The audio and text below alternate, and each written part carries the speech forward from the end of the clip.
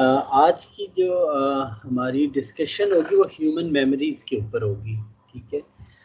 Human memory क्या है कि इंसान ऑब्वियसली जो भी काम कर रहा है वो ऑब्वियसली उसका जो जो जहन है वो उसमें काम आता है और जिसके अकॉर्डिंगली वो चीज़ें सोचता है और वो जो भी एक्शन परफॉर्म कर रहा होता है दुनिया में वो obviously because of this memory कर रहा होता है। आज के जो लेक्चर में हम जो चीज़ें डिस्कस करेंगे वो हम लोग मेमोरी के ऊपर बात करेंगे। मेमोरी क्या है, देन शॉर्ट टर्म मेमोरी या STM हम उसे कहते हैं। शॉर्ट टर्म मेमोरी क्या है, लॉन्ग टर्म मेमोरी क्या है, ह्यूमन एरर क्या है, और लास्टली हम डिस्कस करें cognitive model that inform interaction.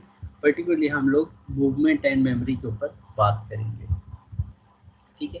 अब मेमोरी सबसे पहले क्या है, मेमोरी मेनली ऐसा कंपोनेंट है जो इंसान को, जो अल्लाह ताला ने जो दिया है कि जिसके अकॉर्डिंगली इंसान सोच सकता है और कोई भी उसके अकॉर्डिंगली एक्शन परफॉर्म कर सकता है। ठीक है, that what is a human memory is, कि जिसमें ऑब्वियसली जब उसके इंसान की सोचने की कुव्वत है और जो भी वो सोच रहा है उसके अकॉर्डिंगली वो डिसीजन मेकिंग करता है। डिसीजन मेकिंग करने के बाद वो कोई से भी एक्शन परफॉर्म करता है। तो आज हम लोग बहरहाल इसके ऊपर डिस्कस करेंगे।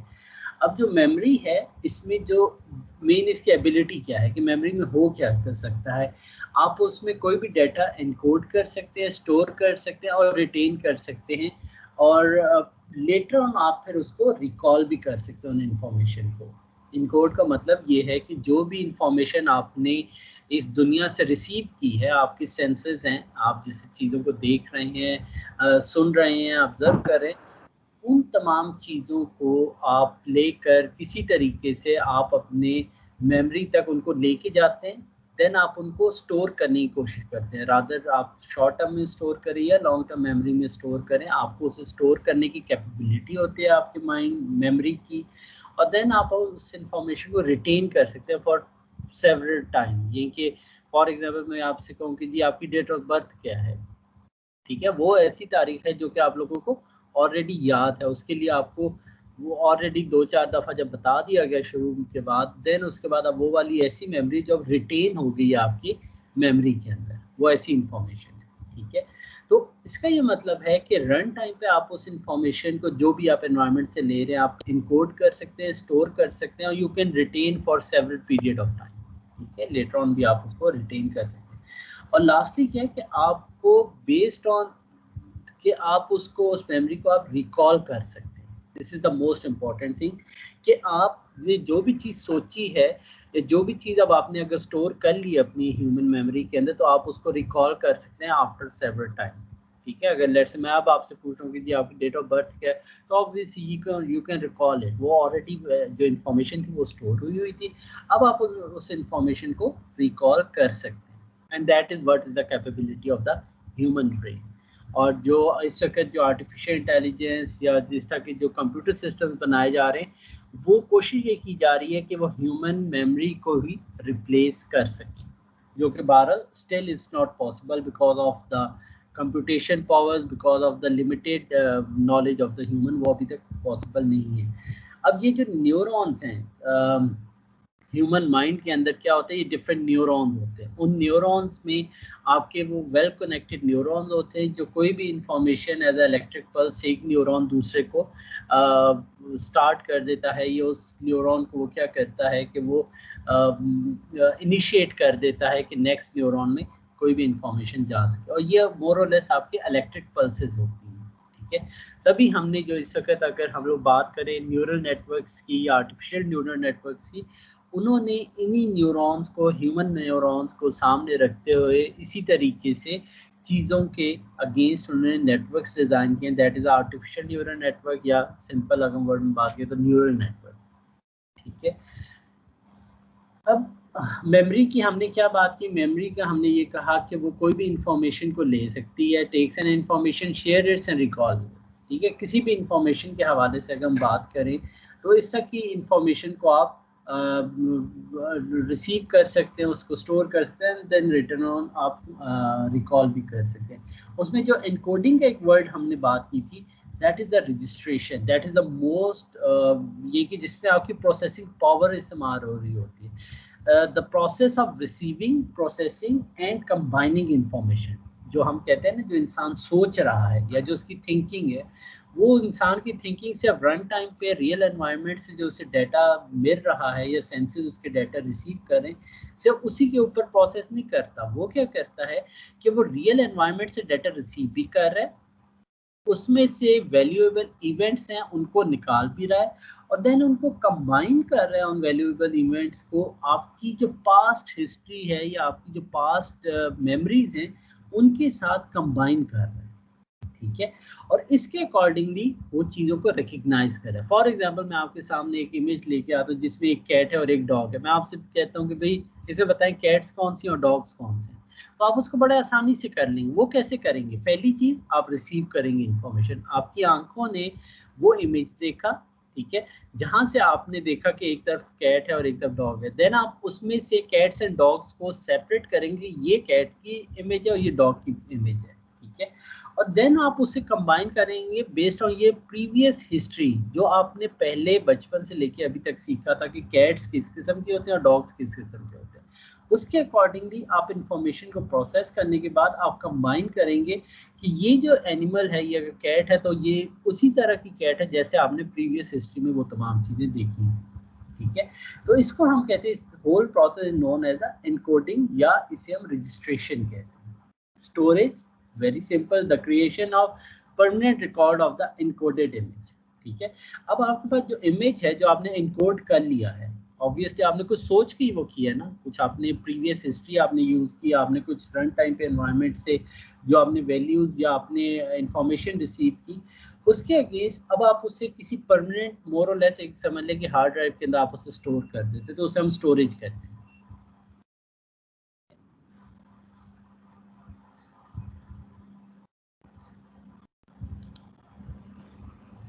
आप लोगों को आवाज़ भी आ रही है और ये डिस्प्ले हो भी रहा है? Yes sir. अच्छा चलिए, यस सर।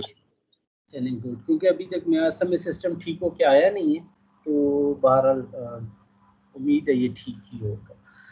अच्छा जी, अब हम लोग उसके बाद क्या बात कर रहे हैं, हम कह रहे हैं कि ठीक है, स्टोरेज ऑफ इंफॉर्मेशन क्या हो गया कि हम किसी भी इंफॉर्मेशन को हम स्टोर कर देते हैं in our short term memory या लॉन्ग टर्म मेमोरी। इसके ऊपर अभी हम डिटेल में बात करें, लेकिन हम किसी भी इंफॉर्मेशन को स्टोर कर सकते हैं, जहाँ तक सिर्फ यहाँ इतनी बात समझ लीजिए। देन द लास्ट पार्ट जो मेमोरी का है वो है रिट्रीवल, जो कि आप क्या करते हैं, आप रिकॉल करते हैं या रिकग्निशन करते हैं, कि जिसके अंदर आप क्या कहते हैं कि the calling back of stored information in response to same cues for use in a process or activity, ठीक है।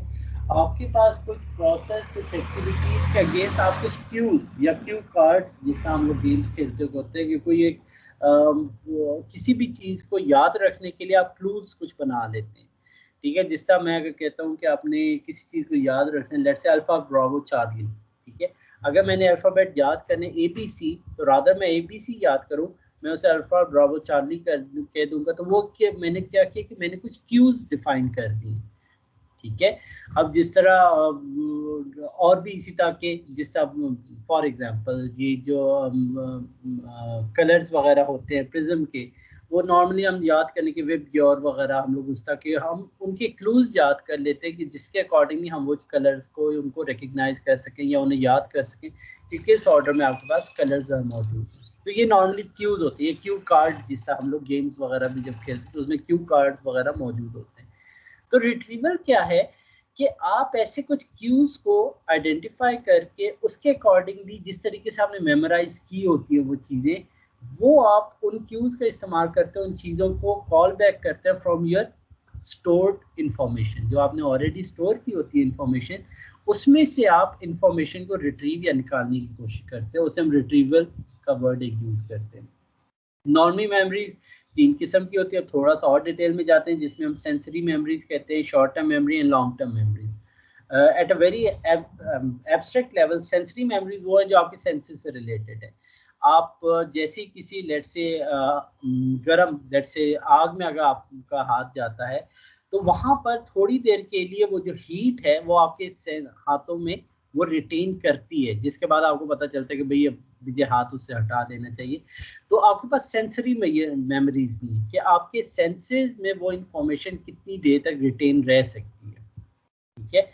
देन उसके बाद है आपके पास ये वो सेंसेस, और सेंसेस हमने ऑलरेडी काफ़ी डिटेल में डिस्कस भी किए थे कि जिसके अंदर आपके पास सेंसेस में टच सेंसेस आ गए, विजुअल सेंसेस आ गए, स्मेल के सेंसेस आ गए, हियरिंग सेंसेस आ गए। तो हर एक के लिए एक सेंसरी मेमोरीज मौजूद है। ये अल्लाह ताला का एक ब्लेसिंग है हर एक के ऊपर कि ये एक मेमोरी मौजूद है। यहाँ से असल में डाटा आपके एनवायरनमेंट का लेटर ऑन आपके माइंड तक जाता है। ठीक है, अब वो जो मैंने वर्ड यूज किया कि आपके सेंसेस से डाटा माइंड तक जाते हैं, तो माइंड में सबसे पहले आपके पास आ जाती है शॉर्ट टर्म मेमोरी। ठीक है, ये वो मेमोरी है जो कि थोड़ी देर के लिए आप इस मेमोरी को रिटेन करने की कोशिश करते हैं। सर ये स्लाइड 1 शो हो रहा है, आपने स्लाइड्स चेंज की? जी जी, मैंने स्लाइड तो चेंज की हैं जी। यस सर, हो गई। हो गई है, हाँ, इसमें से मैं दोबारा ही कर देता हूँ। इससे रिकॉर्डिंग ऑन की थी शायद, उस वजह से उसने ये हमने मेमोरीज की बात कर ली, ये भी हमने बात कर ली। ये इसमें स्लाइड पे हूँ कि आपके पास शुरू में सेंसरी मेमोरीज हैं, देन आपके पास शॉर्ट टर्म मेमोरी है जो थोड़ी देर के लिए आपके किसी भी डाटा को स्टोर करती है। देन लेटर ऑन आपका लॉन्ग टर्म मेमोरी आ जाती है जो परमानेंट मेमोरी की तरह होती है। शॉर्ट टर्म मेमोरी और लॉन्ग टर्म मेमोरी को समझने का जो थोड़ा सा एक डिफरेंट वे है वो ये है, शॉर्ट टर्म मेमोरी इसी तरीके से होती है जैसे आपकी रैंडम एक्सेस मेमोरी या रैम होती है आपकी किसी भी कंप्यूटर की। उस पे डाटा सिर्फ जाता है प्रोसेसिंग के लिए। ठीक है, रैम में सिर्फ डाटा प्रोसेस होता है और कुछ उसके अंदर स्टोरिंग और ये वो हो रही होती है। लेकिन जैसे ही आप सिस्टम को टर्न ऑफ करते हैं, कुछ भी करते हैं, तो आपकी रैम के ऊपर से डाटा रिमूव हो जाता है। परमानेंट स्टोरेज के लिए आपका डाटा को क्या चाहिए होता है कि आप उस डाटा को हार्ड डिस्क ड्राइव के ऊपर, HDD के ऊपर आप उसे स्टोर करने की कोशिश करते हैं। जो हार्ड डिस्क ड्राइव है इज मोर और less the representation of the long term memory. क्या आपने अगर परमानेंट स्टोरेज करनी है तो लॉन्ग टर्म स्टोरेज में करेंगे for a lesser period of time, और प्रोसेसिंग के लिए अगर इंफॉर्मेशन के लिए आपको कुछ मेमोरी को स्पेस चाहिए तो आप शॉर्ट टर्म मेमोरी का इस्तेमाल करेंगे। तो ह्यूमन मेमोरी भी इसी तरीके से है कि आपके पास जो शॉर्ट टर्म मेमोरी है is the representation just like a RAM, और long term memory is a representation just like a hard disk drive. ठीक हो गया। अब इसमें ओवरऑल किस तरीके से, फॉर एग्जांपल हम टॉप से स्टार्ट करते हैं। आपके पास सेंसरी इंफॉर्मेशन है, ये आपकी बुक से ही मैंने इमेज को मैंने कॉपी पेस्ट किया था। ये schematic model of multi stored memory. अब ये होता किस तरह है कि टॉप पे आपको सेंसरी इंफॉर्मेशन है। सेंसरी इंफॉर्मेशन कहाँ से आ रही है? हमें एनवायरनमेंट से आ रही है। मैं किसी चीज़ को देख रहा हूँ, मैं किसी चीज़ को सुन रहा हूँ, कोई चीज़ मैंने टच की है, तो कोई चीज़ मैंने स्मेल की है, तो ये तमाम सेंसरी इंफॉर्मेशन एनवायरनमेंट से आ रही है। ठीक है, जो टॉप पे है वो सेंसरी इंफॉर्मेशन आपकी कहाँ पे आती है? वो आपके आइकॉनिक मेमोरी और इकोइक मेमोरी, ये बहुत ज़्यादा कॉमनली बहुत इफेक्टिव होती है। इनको मैं बताता हूँ कि क्या होती है। लेकिन तमाम के तमाम सेंसेस की कुछ ना कुछ मेमोरी मौजूद होती है। ठीक है, अब इसमें जो आइकॉनिक मेमोरी या इकोइक मेमोरी कौन सी है? आइकॉनिक मेमोरी सबसे मोस्ट इफेक्टिव सेंसेस ह्यूमन का कौन सा है? तो मुझे बता सकते हैं? टच है, विजन है, हियरिंग है, स्मेल है, कौन सा सेंसेस ऐसा है जो कि बहुत ज़्यादा इफेक्टिव होता है? Sir touch. सर टच का सर टच का। लेकिन अगर मैं लेट से मैं आपकी आंखें बंद करके कहता हूँ अब जरा, हाँ स्मेल बिल्कुल। तो फॉर एग्जांपल मैं कहता हूँ कि जी मैंने आपकी आंखें बंद कर दी, कान भी बंद कर दिए, अब आप चीज़ों को टच करके भी चल सकते हैं या स्मेल करके भी चल सकते हैं। अब आप क्या दुनिया में चल सकेंगे या नहीं चल सकेंगे?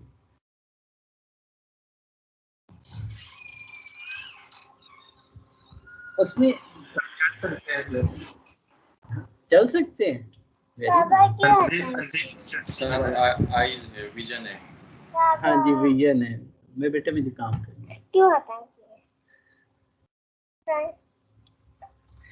ठीक है। तो अब इसमें क्या है कि आपके पास जो सबसे ज्यादा जो इंफॉर्मेशन आती है एनवायरनमेंट के हवाले से, वो आपके पास आती है विजन से।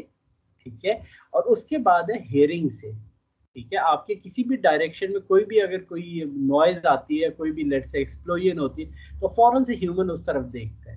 ठीक है, तो ये जो तमाम सेंसेस हैं जो इसके अलावा है, टच हो गया, स्मेल हो गया, तो ये सेंसेस इतनी ज़्यादा इफेक्टिव नहीं होती है, इनसे बहुत ज़्यादा इंफॉर्मेशन इंसान इस्तेमाल नहीं करता। जो सबसे ज़्यादा जो एनवायरनमेंट में चलने फिरने के लिए जो इंफॉर्मेशन चाहिए, जो भी इंफॉर्मेशन जो चाहिए होती है वो इंफॉर्मेशन है जो कि आप आंखों से रिसीव करें, जो कि आप कानों से रिसीव करें। तो जो इसमें आइकॉनिक मेमोरी है वो आपकी ह्यूमन की आई से रिलेटेड है। इकोइक मेमोरी कौन सी है? जो इंसान के कानों से रिलेटेड है। ठीक है, कोई भी इमेज जब आप कोई भी लेट से आप कोई सीन देखते हैं तो उससे क्या होता है, वो जो है एग्जैक्टली आपके रेटिना के ऊपर वो थोड़ी देर के लिए उन सेल्स के ऊपर वो intensity values of the lights वो आपकी रिटेन रहती है।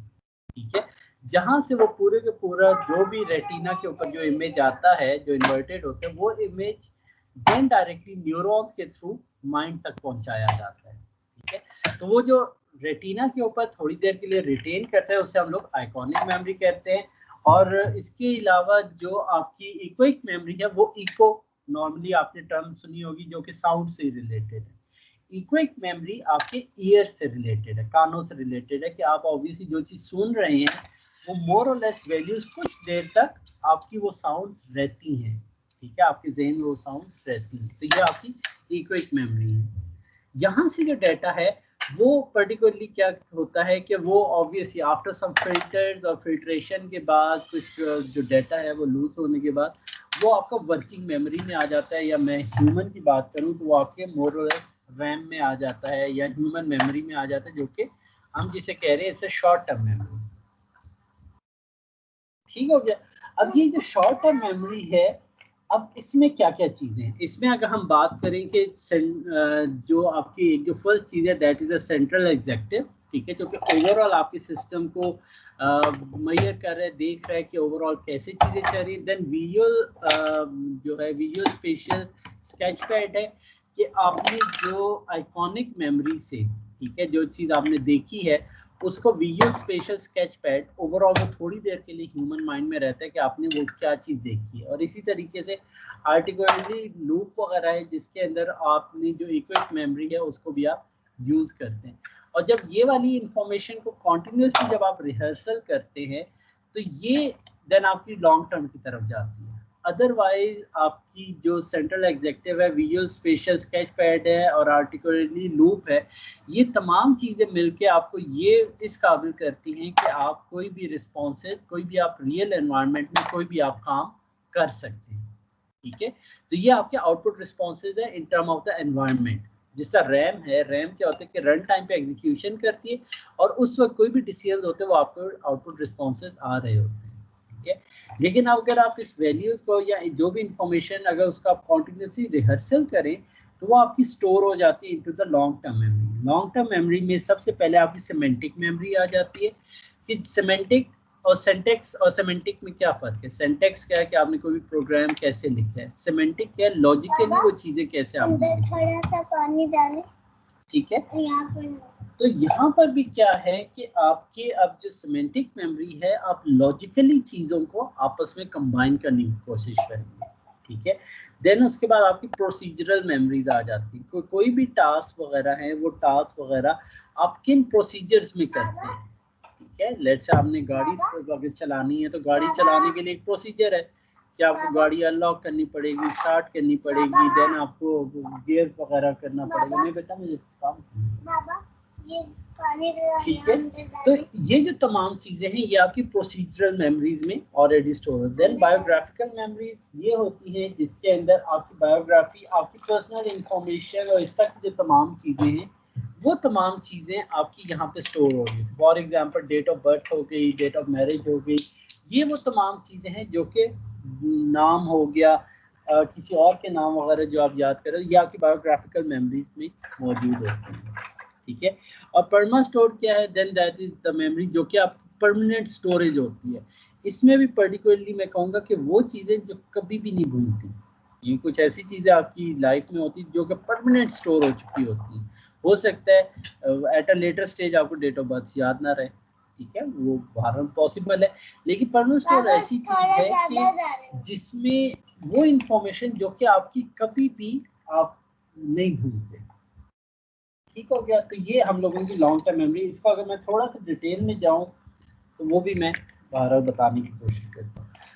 ये इनको डिटेल में आप लोग देख लीजिएगा कि आपके पास वर्किंग मेमोरी है तो वर्किंग मेमोरी के अंदर क्या क्या चीज़ है, ये भी आपकी बुक के अंदर ही टेबल मौजूद है, ये कहीं से नहीं लिया गया, ठीक है। तो इसमें वर्किंग मेमोरी में भी तमाम चीज़ें बताई गई हैं, then the long term memory में तमाम चीज़ें बताई गई कि सिमेंटिक मेमोरी क्या है, प्रोसीजरल क्या है, and so on so fourth. ठीक हो गया, तो इसको बहरहाल आप देख लीजिएगा, और ये वाले लेक्चर्स ऑलरेडी शेयर भी कर दिए गए हैं, ठीक है। अब हम लोग थोड़ा सा डिटेल में चलते हैं। सेंसरी मेमोरीज कौन सी मेमोरीज है, हमने उससे डिटेल में कहा कि आपके सेंसेस जो है कुछ देर के लिए डाटा को स्टोर करते हैं, ठीक है। जिस तरह यहाँ पे भी जो बताया गया है कि आपके जो मेमोरी है वो तकरीबन 500 मिली सेकेंड तक आपकी मेमोरी पे, सेंसरी मेमोरी में वो इंफॉर्मेशन स्टोर रहती है, ठीक है। देन हमने उसके बाद विजुअल सेंसरी की बात की है कि वो आइकॉनिक सेंसरी, जो चीज़ आप देख रहे हैं वो आपकी आइकॉनिक मेमोरी में थोड़ी देर के लिए स्टोर होती है, ठीक है। और लास्ट में भी डिफरेंट इसने मेमोरीज की बात की है कि इसमें हैप्टिक फॉर टच के लिए यूज़ होती है, एक मेमोरी फॉर साउंड की जाती है।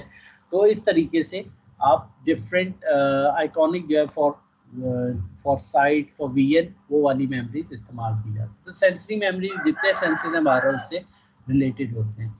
शॉर्ट टर्म मेमोरी अगेन, अगर आप पे रैम जेन में है तो तकरीबन वही काम यहाँ पे भी हो रहा है, रैम में भी यही हो रहा होता है, या ह्यूमन मेमोरी में अगर हम शॉर्ट टर्म मेमोरी में बात ही करते हैं, हम उस पर नहीं जाते, तो शॉर्ट टर्म मेमोरी में भी ऐसे ही है कि आप डिफरेंट इंफॉर्मेशन आप वर्किंग मेमोरी में लेके आते हैं, आइदर फ्रॉम द एनवायरनमेंट जो कि सेंसरी मेमोरी से आ रही होती है, या आपकी लॉन्ग टर्म मेमोरी या जो परमानेंट मेमोरी है वहाँ से आप इंफॉर्मेशन को लेके आते हो, और उस इंफॉर्मेशन को ला के देन आप क्या कोशिश करते हैं, आप उनकी प्रोसेसिंग करते हैं, उसके ऊपर सोचते हैं, जिसके ऊपर जिसे हम कहते हैं दिस इज द प्रोसेसिंग, ठीक है। रिसर्च ने जो शो किया है 7 to ±2 आइटम्स जो हैं वो आप कभी भी इस्तेमाल कर सकते हैं, ठीक है। कम इतने ही, इससे बहुत ज़्यादा ऑब्वियसली जो थॉट्स होते हैं, आइडियाज़ होते हैं, आप पैरेलली बहुत ज़्यादा चीज़ें नहीं इकट्ठी सोच सकते, ठीक है। तो तकरीबन 7 to 9 या 5 to 9 आइडियाज़ होते हैं, थॉट्स होते हैं, जो कि एट अ सेम टाइम आप शॉर्ट टर्म मेमोरी में प्रोसेस कर रहे होते हैं, ठीक है। और इनको प्रोसेस करने के लिए वो तकरीबन 20 सेकेंड्स तक वो आपके पास इंफॉर्मेशन स्टोर भी रहती है। फॉर एग्जांपल, अगर मैं आपसे कहता हूँ कि शॉर्ट टर्म मेमोरी में आपने कोई चीज़ याद करनी, तो नॉर्मली हम लोग चंक्स बना के उसको याद करने की कोशिश करते हैं, ठीक है। फॉर एग्जांपल, जिस तरह यहाँ पे उसने कहा कि 12 डिजिट फ़ोन नंबर है, तो आप 35 है तो इससे मैं 35 याद रखने की मेरे लिए एक्सक्यूज मी ज़्यादा सर, आसान है। आपकी स्लाइड नंबर 5 ही नजर आ रही है, अभी तक आप चेंज कर रहे हैं स्लाइड? हाँ जी बेटा, मैं चीज़ तो वैसे कर रहा हूँ, चलिए इसका मैं चला लेता हूँ, अगर उस पर स्लाइड शो पे नहीं चेंज हो रही तो इसका कर लेता हूँ। चलिए, थैंक यू बेटा बताने के लिए, ठीक है। अब ये जो शॉर्ट टर्म मेमोरी है, शॉर्ट टर्म मेमोरी में हमारे पास लेट्स से ये 12 डिजिट फ़ोन नंबर में अगर कोई आपने बजाय कि आप 3, 5 सेपरेटली याद रखें, तो बेहतर क्या था, हम चंक्स बना लेते। 35 को याद करना वो ज़्यादा आसान हो गया रादर कि मैं 3 और 5 सेपरेट न्यूमेरिक्स, सेपरेट अल्फ़ाबेट्स को याद करूँ, ठीक है।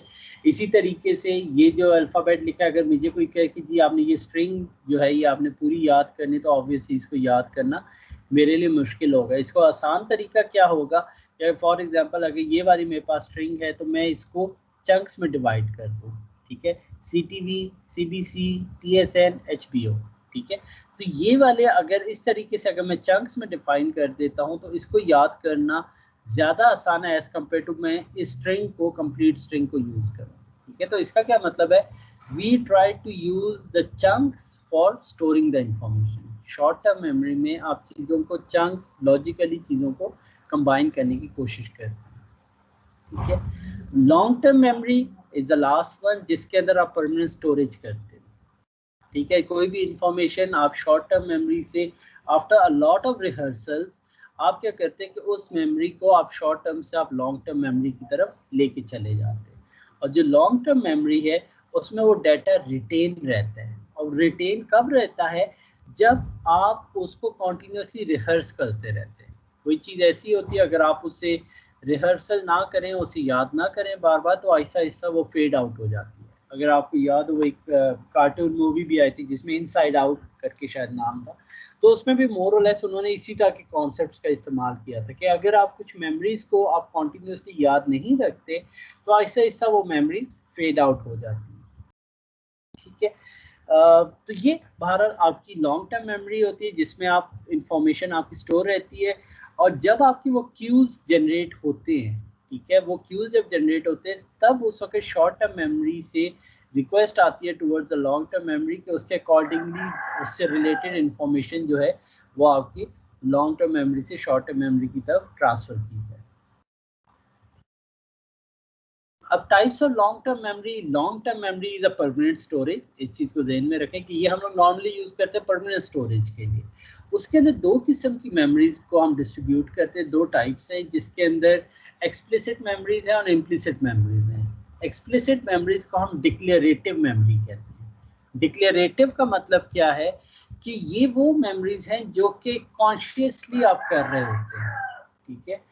ये वो मेमोरीज हैं जो कि कॉन्शियस में आप होते हैं, आपको चीज़ों की समझ आ रही होती है और उसके अकॉर्डिंगली आप कोई एक्शंस परफॉर्म कर रहे होते हैं, ठीक है। तो for example include all the memories that are available in consciousness. For example explicit memories can be further divided into episodic memory, जिसके अंदर ओवरऑल चीज़ों को आप लिंक अप कर रहे हैं in the form of episodes. जैसे ड्रामाज और सीजन्स की एपिसोड्स होती है, उसी तरीके से आपकी एपिसोडिक मेमोरी, चीज़ें जो आपकी रिटेन हो रही होती हैं। फॉर एग्जाम्पल मैं आपसे कहूँ जी आपने अर्तुगरुल का ये वाला सीजन देखा है, तो उसमें अब आपको पूरा का पूरा एपिसोडिकली या किस वाइज आपको उसकी स्टोरीज, आपको जो आइडिया होगा वो आपकी एपिसोडिक मेमोरी है, जो कि again is a part of the long term memory.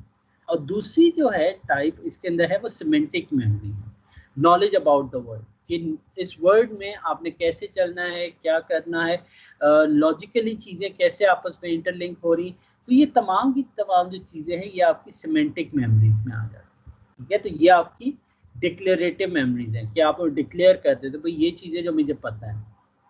On the other way round non declarative memories कौन सी होती हैं, जो कि मोस्टली अनकॉन्शियस होती हैं, ठीक है। फॉर एग्जाम्पल प्रोसीजरल मेमोरीज, ठीक है। या उसके अकॉर्डिंगली फॉर एग्जांपल मैं आपसे कहता हूँ कि जी आपने व्हीकल ड्राइव करनी है, ठीक है, या बाइक अगर आपने ड्राइव करना है। अब बाइक ड्राइव करते हैं, if you are a driver, तो उसमें क्या होगा, अब आपको उसके प्रोसीजर याद रखने की जरूरत नहीं है कि भाई मैं क्लच प्रेस करूंगा देन ही मैं गियर अप्लाई कर सकता हूँ, या मैंने ब्रेक और क्लच मैंने कब यूज करना है, ठीक है। वो ऑलरेडी बिल्ट इन आपकी ह्यूमन बॉडी के अंदर, आपको ऐसा लगता है कि वो ऑलरेडी आपके अंदर इमर्स हो गया है, या आप उसके अंदर ऑलरेडी वो वाले जो प्रोसीजर है वो आपको हर चीज़ खुद ही पता है, उसके लिए आपको एक्स्ट्रा एफर्ट नहीं करनी पड़ रही वो चीज़ याद रखने के लिए। अपार्ट फ्रॉम अगर आप नए यूज़र हैं, नए यूज़र को तो इवन स्टेयरिंग भी मोड़ना हो तो वो पहले 10 दफ़ा सोचते हैं कि भाई मैं स्टेयरिंग मोड़ूँ तो कैसे मोड़ूँ, या वो फर्स्ट टाइम अगर यूज चला रहा है तो अगर मैंने क्लच प्रेस करना है या ड्राइव करनी है, जो भी उसके प्रोसीजर्स हैं वो हर चीज़ उसे याद करनी पड़ती है। लेकिन आफ्टर सम टाइम जब आप एक एक्सपर्ट लेवल तक पहुंच चुके होते हैं तो उसके बाद फिर ऐसे इतनी ज़रूरत नहीं होती, ये ऑलरेडी बिल्ट इन आप ये चीज़ें खुद ब खुद ही करते चले जाते हैं, ठीक है। और ये अनकॉन्शियसली होती है, ठीक है, ये कॉन्शियसली नहीं होती, ये अनकॉन्शियस मेमोरीज में चली जाती है, but still it's a long term memory जो कि आपकी स्टोर हो रही होती है, और इन्हें हम नॉन डिक्लेरेटिव मेमोरीज कहते हैं कि हमें ये डिक्लेयर करनी या बताने या इसके ऊपर एफर्ट करके इसे याद करने की ज़रूरत नहीं है, ठीक है। फॉर एग्जाम्पल मैं आपसे कहता हूँ कि जी आपने वॉक करनी है, ठीक है।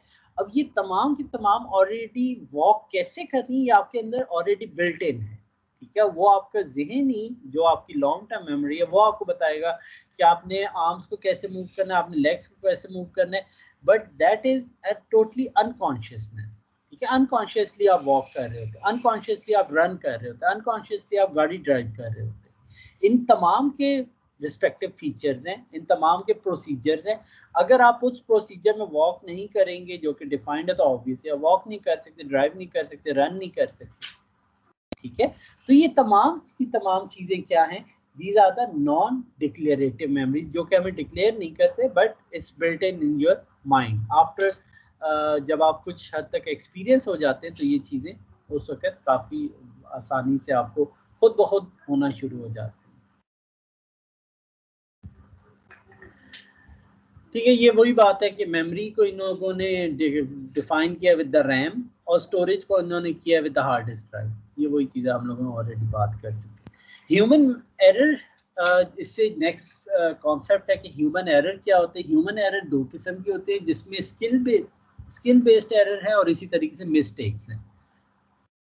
ठीक है, स्किल बेस्ड एरर्स का क्या मतलब हो गया कि वो स्लिप ऑफ एक्शन है या मेमोरी लैप्स वगैरह हो जाते हैं, तो उन्हें हम कहते हैं स्किल बेस्ड एरर। ठीक है, कि आपको वो चीज़ आती है लेकिन आने के बावजूद उसमें कोई मसला हो गया, कोई चीज़ आप भूल गए, कोई एक्शन आप भूल गए, कोई चीज़ आपको याद नहीं रही, but you know how to do this. ठीक है, तो फॉर एग्जांपल मैं आपसे कहता हूँ कि जी आपने एमएस टीम्स को यूज़ करना है, लेकिन एमएस टीम्स में अगर कोई एक एक्शन, लेट्स से आप उसमें यूज़र नेम या पासवर्ड लिखना भूल गए हैं, तो इट डजंट मीन कि it's a mistake, it's an error जो कि रन टाइम पे ह्यूमन एक एरर कर देता है। तो ये इसी तरीके से स्किल बेस्ड एरर हम, ठीक है। मिस्टेक क्या है on the other way round, you do not know about that, आपको उसका पता नहीं है और उसकी वजह से आपने गलती कर दी है। ठीक है, कि वो काम कैसे किया जा सकता है वो आपको पता ही नहीं है, तो ऑब्वियसली उसमें गलती तो होगी सी। तो वो जो मिस्टेक है is a different from error. Error है कि जानते हुए आपने कोई ये गलती कर दी है। मिस्टेक क्या है कि आप जानते ही नहीं उस चीज़ के बारे में, लेकिन आपने कोई एरर, वो ऑब्वियसली मिस्टेक करनी ही करनी है। इसमें जो रूल बेस्ड एरर्स हैं और नॉलेज बेस्ड एरर है, ये हम बहरहाल देखते हैं कि ये क्या होती है। तो ये दोनों कैटेगरीज आ जाती हैं एरर्स के अंदर, ये ह्यूमन एरर्स नहीं आ जाती। ठीक है, एरर एंड मिस्टेक।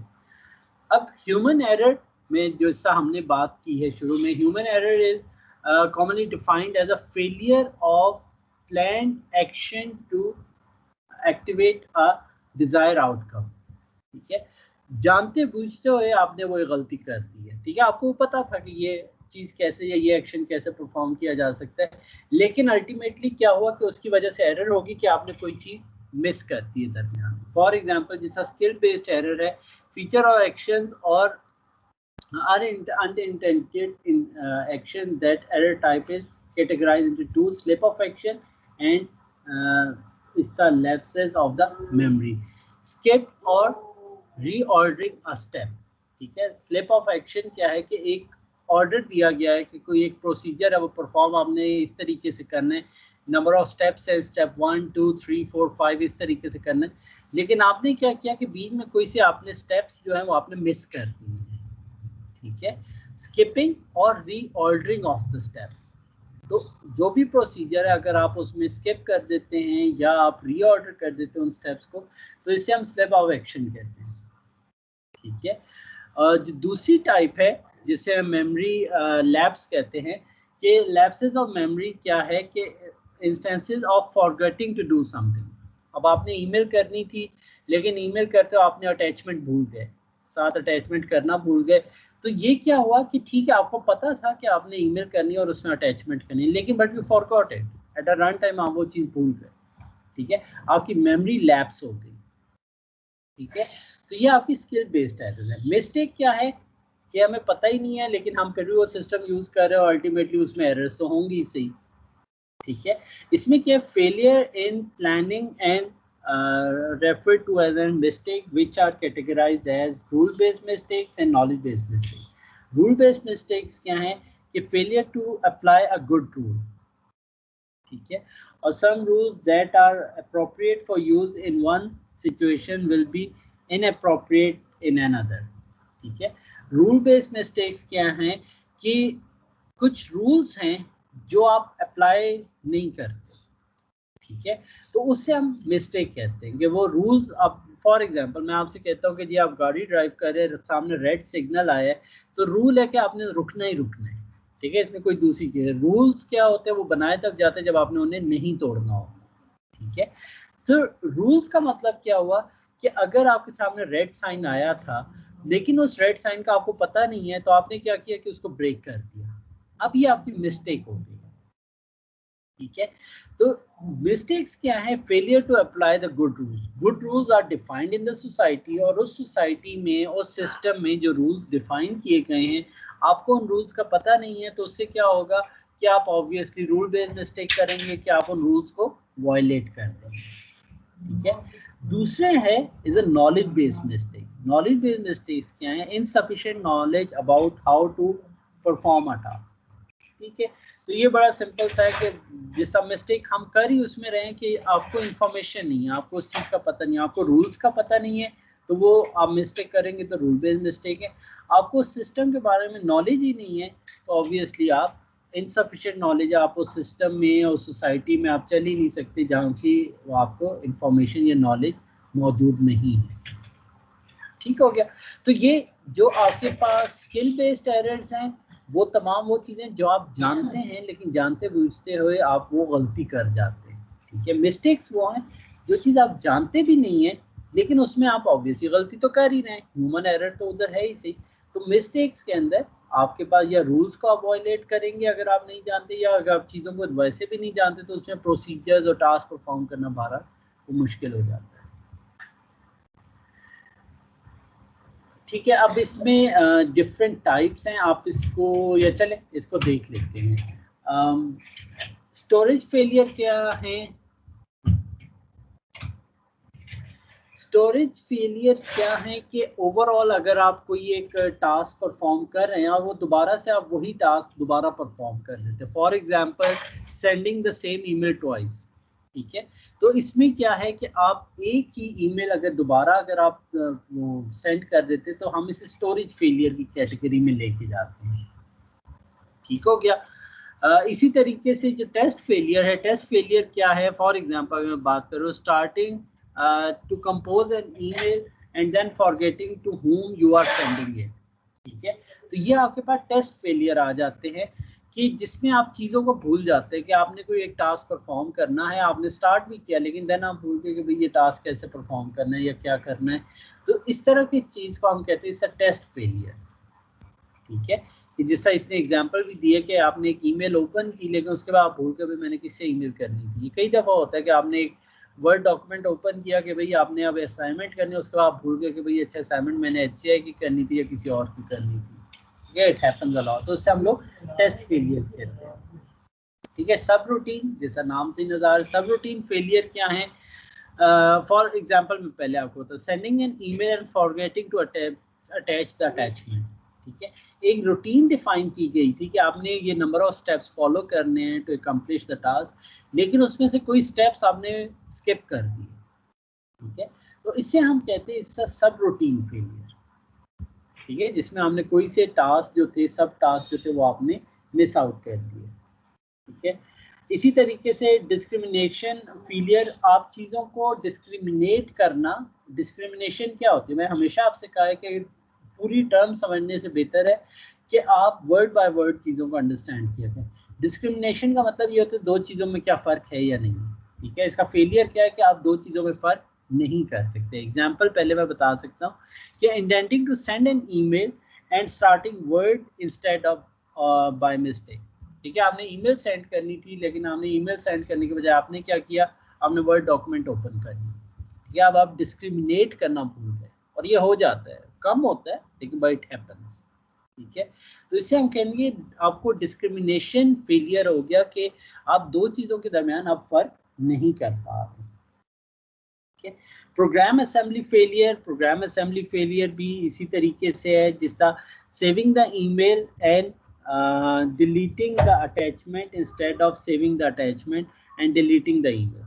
ठीक है, कि जिसके अंदर क्या है प्रोग्राम असेंबली फेलियर कि आपने एक कोई काम करना था, कोई एक टास्क परफॉर्म करना था, लेकिन बजाय कि आप वो वाला टास्क परफॉर्म करते आपने क्या किया कि उसके ऑपोजिट कोई और टास्क वगैरह परफॉर्म कर दिया। फॉर एग्जांपल आपने क्या करना था कि आपने ईमेल को सेव करना था और आपने किया कि और जो अटैचमेंट थी उसको डिलीट करना था, लेकिन हुआ क्या कि उसमें ईमेल डिलीट हो गई और देन ऑब्वियसली हर चीज़ ही ख़त्म हो गई। आपने अटैचमेंट से डिलीट करनी थी लेकिन आपने ईमेल को ही डिलीट कर दिया। ये भी हो जाता है प्रोग्राम फेलियर या प्रोग्राम असेंबली फेलियर, लेकिन ये कम होता है। अगर हम इनकी देखें परसेंटेज ऑफ अकरेंस कि ये कितना फ्रीक्वेंटली होता है, तो जो आपका स्टोरेज फेलियर है वो उसकी परसेंटेज बहुत ज़्यादा होती है, 40% है। स्टोरेज फेलियर क्या है कि आपने एक ही ईमेल फॉर एग्जांपल 2 दफ़ा सेंड कर दी है किसी एक ही बंदे को। ठीक है, इस तरह के फेलियर बहुत ज़्यादा हैं। टेस्ट फेलियर एंड सब रूटीन फेलियर्स। मामा के फ्रेंड के बेटे। देन जो टेस्ट फेलियर एंड सब रूटीन फेलियर्स हैं, ये उसके बाद इनकी अक्रेंस उसके अकॉर्डिंगली है। क्या आपने सब रूटीन को स्किप कर दिया है या कोई आपने टेस्ट फेलियर कर दिया। डिस्क्रिमिनेशन फेलियर भी कुछ हद तक हो जाता है कि दो चीज़ें आप आपस में मिक्सअप कर जाते हैं। लेकिन जो प्रोग्राम असेंबली फेलियर्स हैं या मिसलीनियस मिस्टेक्स हैं या एरर्स हैं, वो बहुत लीस्ट होती है, लेस देन 5% होती है। ठीक है, तो ये उनकी अक्रेंस दिखाई गई है। अब इसमें हम बात करेंगे model that inform interaction, movement and memory. ठीक है, तो इसमें मैं डायरेक्टली ये आपके ऑब्वियसली वहां से लिया गया, इसको जस्ट अंडरस्टैंड कर लें, बाकी ये चीज़ें खुद ब खुद समझ आती हैं। ठीक है, ये मॉडल ही मैं आपको सिर्फ बता देता हूँ। ये अब आपका एक कंप्यूटर सिस्टम है, ठीक है, और ये उसका एक यूज़र इंटरफेस है। ठीक है, इस यूज़र इंटरफेस से ह्यूमन क्या कर रहा है कि इससे इंफॉर्मेशन रिट्रीव कर रहा है। वो इंफॉर्मेशन कैसे रिट्रीव कर रहा है, या आंखों से कर रहा है या सुन के कर रहा है। सुनेगा तो वो ऑब्वियसली स्पीकर्स हैं, जो देख रहा है वो ऑब्वियसली विजुअल डिस्प्ले है। ठीक है, तो यहाँ से जो इंफॉर्मेशन है आपकी क्या होगी, आइकॉनिक्स एंड मेमोरी, या जैसे हम ऑडिटरी मेमोरी या विजुअल प्रोसेसर या विजुअल मेमोरी वगैरह है, यहाँ से आपकी वो जो इंफॉर्मेशन है हियरिंग एंड विजुअल्स की, वो आपकी स्टोर होगी। वो इंफॉर्मेशन आएगी आपकी स्ट्रेट अवे वर्किंग मेमोरी में। ठीक है, अब जो वर्किंग मेमोरी है, दिस इज द प्रोसेसिंग। यहाँ पे अब इसमें इंफॉर्मेशन रियल एनवायरनमेंट की तो आ ही गई है, लेकिन साथ ही साथ ये इंफॉर्मेशन कुछ क्यूज को लेके जाके अपनी लॉन्ग टर्म मेमोरी के साथ भी ये शेयर करने की कोशिश करेगा। ठीक है, कॉग्निटिव मेमोरी क्या है कि जिसमें ऑब्वियसली वो चीज़ें सोच रहा है। कॉग्निटिव प्रोसेसर जो है वो चीज़ों को सोच रहा है और वो कंपेयर कर रहा है with the long term memory and the procedural memory. ये दोनों आपकी लॉन्ग टर्म मेमोरी के प्रोसीजर कैसे परफॉर्म करने और कोई एडिशनल इंफॉर्मेशन जो है वो आपके माइंड में कैसे स्टोर हुई है, वो तमाम चीज़ें आपकी प्रोसेस कहाँ पे हो रही हैं, वो कॉग्निटिव प्रोसेस है वो यहाँ पर हो रही है। ठीक है, वो यहाँ पे हो रहा है। वो देन अगेन जो प्रोसेसिंग हो रही है वो आपकी वर्किंग मेमोरी में होगी, और वर्किंग मेमोरी के बाद आपको ऑर्डर किया जाएगा what you have to do. ठीक है, जो चीज़ आपने करनी है, फॉर एग्जांपल जो एक चीज़ है वो आपकी क्या होगा, ऑक्यूलर मोटर प्रोसेसर। क्या आपने अपनी आईज की जो मूवमेंट करनी है, आपने आई बॉल्स की, ऑब्वियसली अब आपने उसके अकॉर्डिंग रिस्पॉन्ड करना है, तो वो आपकी कॉग्निटिव प्रोसेसर से इंफॉर्मेशन आएगी कि आपने आईज को कैसे चेंज करना है।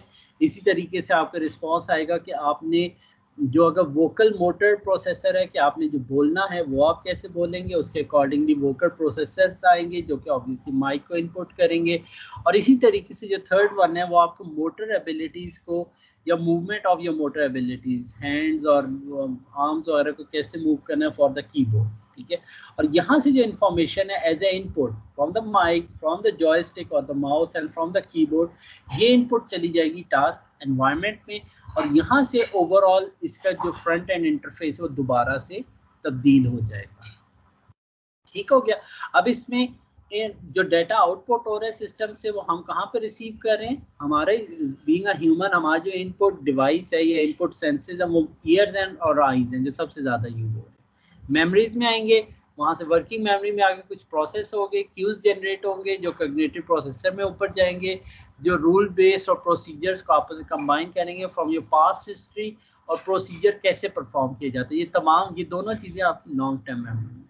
यहाँ से विद योर करंट एनवायरनमेंट, यहाँ से आपको ऑर्डर किया जाएगा how you have to change your eyes. कान तो हम नहीं तब्दील कर सकते, तो उन्हें तो ऑब्वियसली हम कुछ नहीं कहें, but obviously we can change the movement of the eyes, हम उसे ऑब्वियसली कंट्रोल कर सकते हैं। तो ह्यूमन माइंड ही बताएगा कि आपने आइज को कैसे कंट्रोल करना है, आपने माउथ को कैसे कंट्रोल करना है, आपने लिम्स को कैसे कंट्रोल करना है। उसके अकॉर्डिंगली जो इनपुट डिवाइसेस हैं कंप्यूटर सिस्टम्स की, वो इनपुट डिवाइसेस पे ह्यूमन रिस्पॉन्ड करेगा और उसके अकॉर्डिंगली मूवमेंट हो जाएगा। ठीक है, ये है particularly cognitive model that inform interaction. एक कॉग्निटिव मॉडल जो आप लोगों ने यहाँ पे टॉप पे देखा है, कॉग्निटिव प्रोसेसर, ये आपको ये इन्फॉर्म करता है how you have to perform the interaction using movement and memory. आपकी जो मेमोरीज हैं और आपकी जो मूवमेंट हो रही है हैंड्स की, लिम्स की, माउथ की, आईज की, तो ये मूवमेंट आप कैसे कर रहे हैं। ठीक हो गया। तो ये काफ़ी एक इंटरेस्टिंग है स्लाइड। इसमें मैं जैसे आपको बता देता हूँ कि फॉर एग्जांपल अगर आप गाड़ी ड्राइव करें और कोई सी एकदम कोई एक बंदा आपके सामने आ जाता है, ठीक है, क्या उसी वक्त आप ब्रेक अप्लाई कर देते हैं?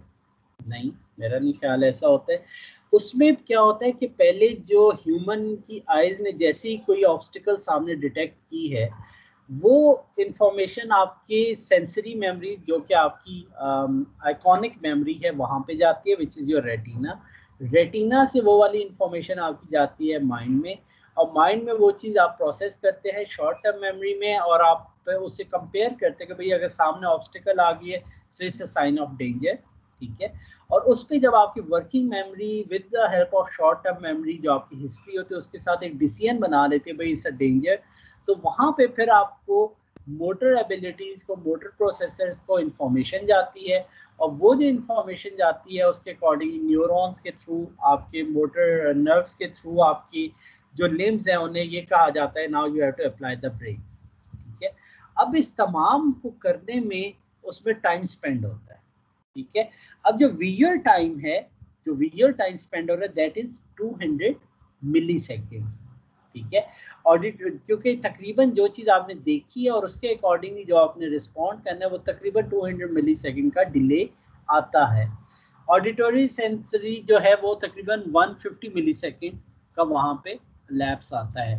पेन का तकरीबन 700 मिली सेकेंड, ये देखें पेन हमें थोड़ी देर बाद फील होती है, उसी वक्त फील नहीं होती, इवन इसमें भी डिले आपके पास मौजूद होता है, ठीक है। तो इसका क्या मतलब है कि आपका रिएक्शन टाइम और मूवमेंट टाइम, ये दोनों चीज़ें उसमें आ जाती है कि आपने कितना जल्दी उसे रिएक्ट करना है और मूव करनी है किसी भी चीज़ को। For example movement time depends on the age and the fitness. कम एज या फिटनेस लेवल अगर अच्छा हो तो मूवमेंट टाइम कम से कम होता है, ठीक है। अगर मैं किसी बूढ़े शख्स को कह दूंगा लेट 75 या 80 जिनके लिए चलना फिरना भी मुश्किल है, उनका ऑब्वियसली मूवमेंट टाइम या रिएक्शन टाइम वो ज़्यादा हो जाएगा। या रिएक्शन टाइम क्या है, डिपेंडिंग ऑन द स्टिमुलाई जो कि यूज़ किया जा रहा है, कौन सा सेंसेस यूज़ किया जा रहा है। तो किसी भी चीज़ को डिटेक्ट करने के लिए रिएक्शन टाइम मोर और लेस ये कांस्टेंट है, लेकिन मूवमेंट टाइम आपके वेरी कर रहे होते हैं। यंगस्टर्स के जो मूवमेंट टाइम है वो ज़्यादा बेहतर होता है एज कम्पेयर टू एल्डरली और ओल्डर पीपल, ठीक है। तो इस तरीके से आप इसमें जनरेट कर सकते हैं। ये हम लोगों ने फर्स्ट सेशनल में भी आया था, आप लोगों को बड़े अच्छे तरीके से याद होगा कि अगर आपने कोई भी फिट्स लॉ में अगर आपने अपना माउस पॉइंटर पॉइंट ए से पॉइंट बी तक मूव करवाना है और D is the distance in between, तो उसके लिए जो फॉर्मूला था m equal to a plus B divided by log 2 d over s plus 1, ठीक है। तो ये वाला हमने फॉर्मूला था, और ये एक्चुअली होता है इसी तरीके से। जो m है इसमें वो मूवमेंट टाइम हम लोग कैलकुलेट करते हैं, d is the distance, s is the size of the target, जो कि ये आपका यहाँ पे जो टारगेट है उसका साइज है, उसका वेट है, उसकी हाइट है। और ये हम कैलकुलेट ऐसे करते हैं कि आपके डिफरेंट हम लोग आइकन्स बना देते हैं, और आपने एक पॉइंट से दूसरे पॉइंट पे क्लिक करना होता है, दूसरे तीसरे पे करना होता है। तो इस तरीके से आप ये मूवमेंट टाइम जो है वो आप कैलकुलेट करते हैं। जो आपकी इंटरेक्टिव एप्लीकेशंस बनती हैं जहाँ पे आपके पास माउस पॉइंटर मौजूद होता है, उसको एवेल्युएट करने का ये एक बहुत अच्छा तरीका है कि आप उसे मूवमेंट टाइम को आप उसमें कैलकुलेट कर सकते हैं। ठीक हो गया।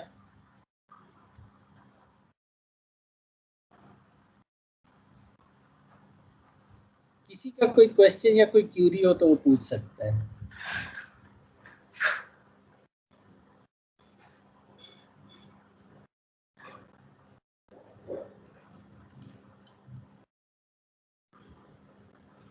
वो सर क्लियर